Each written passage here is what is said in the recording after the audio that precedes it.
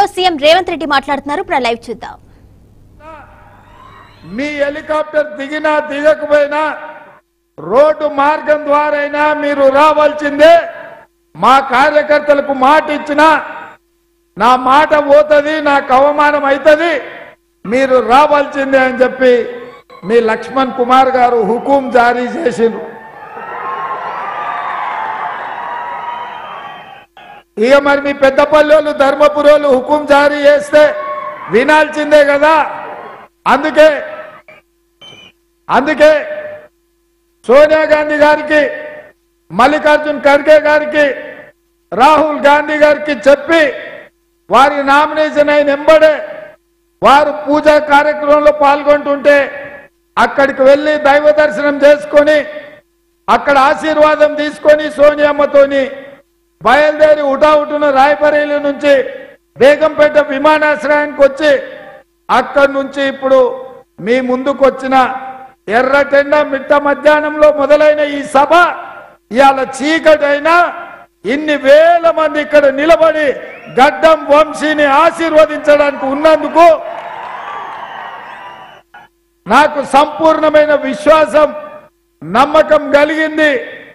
మీరందరూ ఉన్నందుకు మీకు అందరికీ మనస్ఫూర్తిగా కృతజ్ఞతలు తెలియజేస్తున్నా. ఈ ప్రాంతానికి, ఈ పెద్దపల్లి పార్లమెంటు నియోజకవర్గంలో ఉన్న శాసనసభ నియోజకవర్గాలకు ఈ పార్లమెంటుకు ఒక గొప్ప చరిత్ర ఉన్నది దేశంలో. ఈ ప్రాంతంలో మంతని శాసనసభ నియోజకవర్గం ఉంది.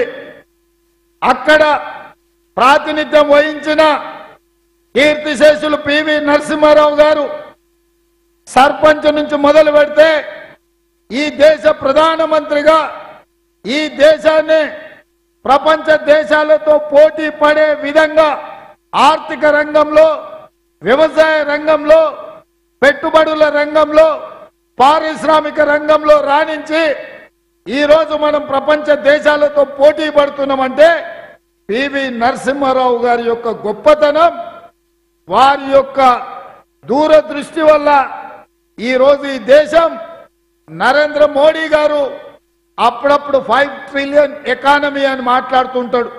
ఆ 5 ట్రిలియన్ ఎకానమీకి పునాదులేసి మార్గదర్శకుడుగా నిలబడ్డది పివి నరసింహారావు గారు. వారు ప్రాతినిధ్యం వహించిన నియోజకవర్గం మన మంతని నియోజకవర్గం. అక్కడి నుంచే మిత్రుడు శ్రీధర్ బాబు గారు ఈరోజు బాధ్యత నిర్వహిస్తున్నారు.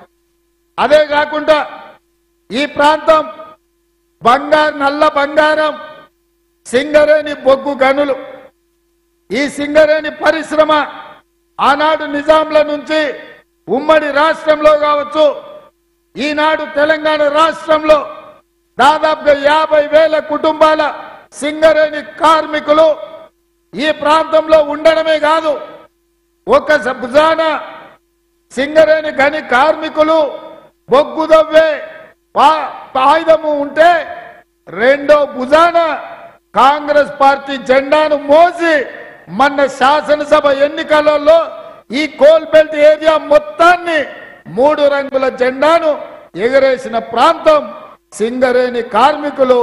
ఇది నల్ల బొగ్గు కాదు, నల్ల బంగారం అని సమాజం అంతా అనుకుంటున్న ప్రాంతం. మరి 1990లో సింగరేణి దివాలా తీసి మూతపడే పరిస్థితి వచ్చినప్పుడు ఆనాడు కాకా వెంకటస్వామి గారు కేంద్ర ప్రభుత్వంతో మాట్లాడి 1000 కోట్ల రూపాయల నాడు కేంద్ర ప్రభుత్వం నుంచి ఈ సింగరేణి సంస్థకు మంజూరు చేయించి సింగరేణి సంస్థను కాపాడి ఇవాళ వేలాది కుటుంబాలకు నిలవ నీడనిచ్చి చేతి నిండా పని ఇచ్చిన పరిశ్రమ సింగరేణి గనులు. దాన్ని కాపాడింది కాకా వెంకటస్వామి గారు.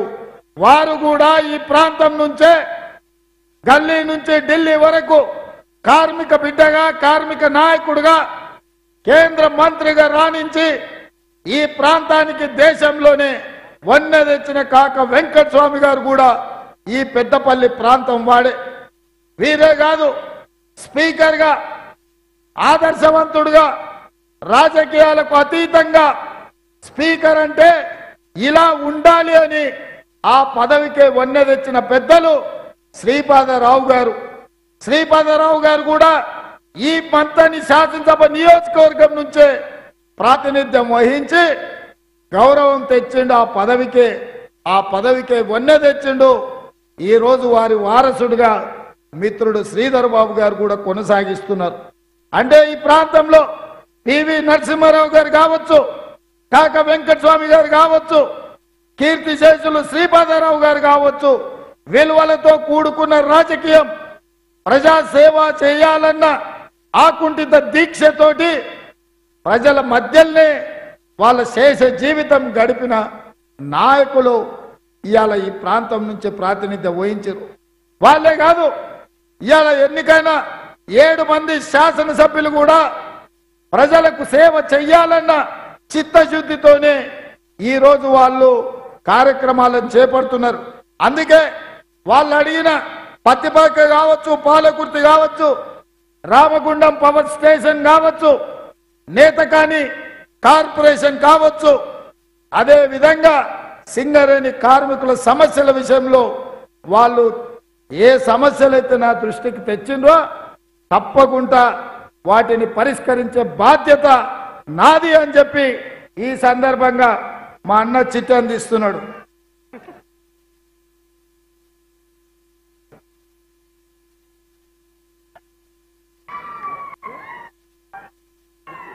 మా ప్రేమ్ సాగర్ రావు గారు కొన్ని విషయాలు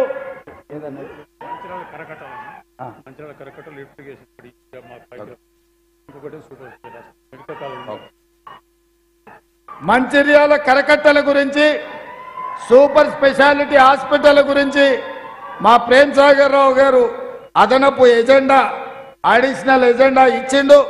తప్పకుండా వాటిని కూడా పరిశీలించి ఈ ప్రభుత్వం సముచితమైన నిర్ణయం తీసుకొని ఈ ప్రాంతాన్ని అభివృద్ధి చేస్తుందని చెప్పి నేను ఈ సందర్భంగా మీకు అందరికీ తెలియజేస్తున్నా.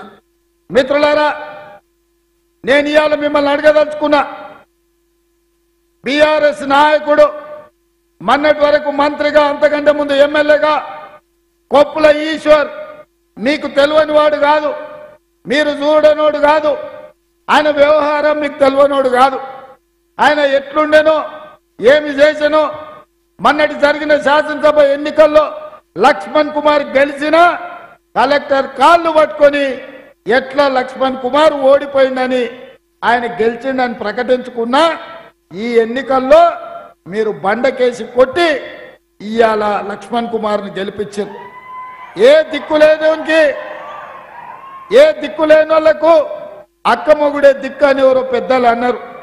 ఇవాళ టిఆర్ఎస్ కు నిలబడేటోడు లేక మొన్న ధర్మపురి ప్రజలు తిరస్కరించి ఓడగొట్టిన కొప్పుల ఈశ్వర్ని ఈరోజు ఎంపీ అభ్యర్థిగా నిలబడ్డారు. 25 ఏళ్ల నుంచి దాదాపుగా మీరు చూస్తూనే ఉన్నారు ఆయన వ్యవహార శైలి, ఆయన విధి విధానాలు. కాబట్టి ఇవాళ బీఆర్ఎస్ కు, కొప్పుల ఈశ్వర్ కు ఈ ఎన్నికల్లో నిలబడడానికి నైతిక హక్కు లేదు. బీఆర్ఎస్ కు ఓటు అడిగే నిజాయితీ లేదు. ఎందుకంటే 10 ఏళ్ళు అధికారంలో ఉండి ప్రజల్ని మోసం చేసి కాళేశ్వరం బ్యాక్ వాటర్ లో మీ భూములు మునుగుతున్నా, మీ పంట నష్టపోతున్నా, కనీసం కాళేశ్వరం బ్యాక్ వాటర్స్ లో మునిగిపోతున్న రైతుల సమస్యల్ని పట్టించుకోవాలన్న ఆలోచన కూడా చెయ్యలేదు. సింగరేణి బొగ్గు గనులను నరేంద్ర మోడీ ప్రైవేటీకరణ చేసి ఈరోజు సింగరేణి సంస్థని సంపేతమని చూస్తుంటే, ఇక్కడున్న బొగ్గు గనులను ప్రైవేటు టెండర్లు పిలిచి ప్రైవేటీకరణ చేస్తుంటే మౌనంగా ఉన్న ఈ కొప్పుల ఈశ్వర్ గారు ఇవాళ ఏ రకంగా సింగరేణి కార్మికుల దగ్గరికి, పెద్దపల్లి నియోజకవర్గ ప్రజల దగ్గరికి ఓట్లు అడగడానికి వస్తాడని నేను అడుగుతున్నా. అందుకే మిత్రులారా, బీఆర్ఎస్ చచ్చిన పాము కొన ఊపిరితో ఉంది. దాన్ని ఏంటంటే మీరు మన ఎన్నికల్లో తోక మీద, నడుం మీద కొట్టిండ్రు, పడగ మీద కొట్టలేదు. ఈ ఎన్నికల్లో ఒక్క దెబ్బ పడగ మీద కొడితే శాశ్వతంగా ఈ కాలనాగు యొక్క పీడ విరగడవుతుంది. రేపు పార్లమెంట్ ఎన్నికల్లో పడగ మీద దెబ్బ కొట్టాల్సిందిగా మా మిత్రులకు విజ్ఞప్తి చేస్తున్నా. ఇక భారతీయ జనతా పార్టీ నోరు తెరిస్తే అబద్ధాలే. ఇక అబద్ధాల పోటీ పెడతాయ్యా ఇక వాళ్ళని ఎవరు తట్టుకోలేని పరిస్థితి ఉన్నది. ఆ మోడీ వాట్సాప్ యూనివర్సిటీలనే మొత్తం అబద్ధాల యూనివర్సిటీ. ఈ అబద్ధాల యూనివర్సిటీలో పీజీలు పిహెచ్డీలు డాక్టరేట్లు పొందిన వాళ్ళందరూ నోటికొచ్చిన అబద్ధాలు చెప్తారు, ఏ ఒక్కటి కూడా నిజం మాట్లాడరు. అందుకే ఇవాళ బీజేపీ నాయకులని వేదిక మీద నుంచి నేను ప్రశ్నించదలుచుకున్నా. 10 ఏళ్లు నరేంద్ర మోడీ గారు ఈ దేశ ప్రధానమంత్రిగా ఉన్నారు, అమిత్ షా గారు హోంశాఖ మంత్రిగా ఉన్నారు, కిషన్ రెడ్డి గారు 5 ఏళ్లు ఇక్కడనే మంత్రిగా ఉన్నారు. ఏమి తెచ్చిండ్రు తెలంగాణకు, ఏమి ఇచ్చిండ్రు తెలంగాణకు? ఆనాడు పునర్విభజన చట్టంలో సోనియామ్మ ఇచ్చిన బయ్యారం ఉక్కు కర్మాగారాన్ని కాలగర్భంలో కలిచేసింది. అదేవిధంగా వరంగల్లో ఇచ్చిన కాజుపేట రైల్వే కోచ్ ఫ్యాక్టరీ నుంచి ఇవాళ వరంగల్ నుంచి లాతూర్కు తరలించకపోయినరు. ఇవాళ మన తెలంగాణకు అన్యాయం చేసిండ్రు. అదేవిధంగా ఎన్టీపీసీ ద్వారా 4000 మెగావాట్ల విద్యుత్ ఉత్పత్తి సంస్థ నిర్మించాల్సింది 10 ఏళ్లలో 1600 మెగావాట్లు మాత్రమే నిర్మించి 2400 మెగావాట్లు నిర్మించలేదు. నేను వచ్చినాక ఎంబడి పడితే ఇప్పుడు ఒక్కొక్క అడుగు ముందుకు కదులుతుంది. రంగారెడ్డి జిల్లాలో ఐటీఐఆర్ కారిడార్ అన్నాడు సోనియామ్మ ఇస్తే దాన్ని మొత్తానికి రద్దు చేసిరు. పాలమూరు రంగారెడ్డి ఎత్తిపోతల పథకాన్ని జాతీయ ప్రాజెక్టుకి ఇవ్వమంటే తెలంగాణకు మొండి చేయి చూపించారు. గిరిజన యూనివర్సిటీ ఐఐటి ఐఐఎం ఇలా చెప్పుకుంటూ పోతే చాంతాడంత లిస్ట్ ఉంది. ఏ ఒక్క పని చేయలే. గుజరాత్ కు మాత్రం బుల్లెట్ ట్రైన్ తీసుకెళ్లిరు, సబర్మతి రివర్ ఫ్రంట్ తీసుకెళ్లిండ్రు. ఇవాళ గిఫ్ట్ సిటీని నిర్మించుకున్నారు. లక్షల కోట్ల రూపాయలు నిధులు తరలించకపోయినరు. నేను అడుగుతున్న బీజేపీ వాళ్ళను, గుజరాత్లో ఉన్నోళ్ళే మనుషులా, తెలంగాణలో ఉన్నోళ్ళు మనుషులు కాదా? తెలంగాణ పట్ల ఈ వివక్ష మంచిదా? ఈ దేశ ప్రధానమంత్రి గుజరాత్ను ఒకలాగా తెలంగాణను ఇంకొకలాగా తెలంగాణ ప్రాంతాన్ని సవతి తల్లి ప్రేమ చూపిస్తున్నాడు. అందుకే ఇవాళ తెలంగాణ ప్రజలు ఆలోచన చేయాలి. 10 ఏళ్లు ప్రధానమంత్రిగా ఉన్న నరేంద్ర మోడీ మళ్ళీ 3వసారి ఆయన అధికారం ఎక్కాలంట, 400 సీట్లు రావాలంట. ఎందుకు అడుగుతుర్రా 400 సీట్లు? వాళ్ళు ప్రభుత్వం కావాలని అడుగుతలేరు, 400 సీట్లు కావాలని ప్రత్యేకంగా చెప్తున్నారు. ఇక్కడే ప్రమాదం పొంచి ఉన్నది మిత్రులారా. ఇవాళ ఈ తెలంగాణ సమాజం అప్రమత్తంగా ఉండాలి. ఎందుకంటే ఆనాడు డాక్టర్ బాబాసాహెబ్ అంబేద్కర్ గారు రాజ్యాంగాన్ని రచించి దళితులకు గిరిజనులకు విద్యలో ఉపాధిలో ఉద్యోగాలలో రాజకీయాలలో రిజర్వేషన్లు కల్పించండి. కాబట్టే కాకా వెంకటస్వామి గారు కేంద్ర మంత్రి అయినరు, వినోద్ గారు రాష్ట్రంలో మంత్రి అయినరు, వివేక్ గారు ఎంపీ అయినరు, లక్ష్మణ్ ఎమ్మెల్యే అయినరు. ఈనాడు తమ్ముడు గడ్డం వంశీ పార్లమెంటు సభ్యుడు కాబోతున్నాడు. ఆ కొప్పుల ఈశ్వర్ కూడా ఎమ్మెల్యే మంత్రి అయిందంటే ఆనాడు కాంగ్రెస్ పార్టీ ఇచ్చిన ఎస్సీ ఎస్టీ రిజర్వేషన్ ఇవాళ సీతక్క ఎమ్మెల్యే మంత్రి అయిందన్న, బలరాం నాయక్ కేంద్రంలో మంత్రిగా పనిచేసిండన్న. ఇవాళ గిరిజన రిజర్వేషన్లు మనం ఇవ్వడం తోటి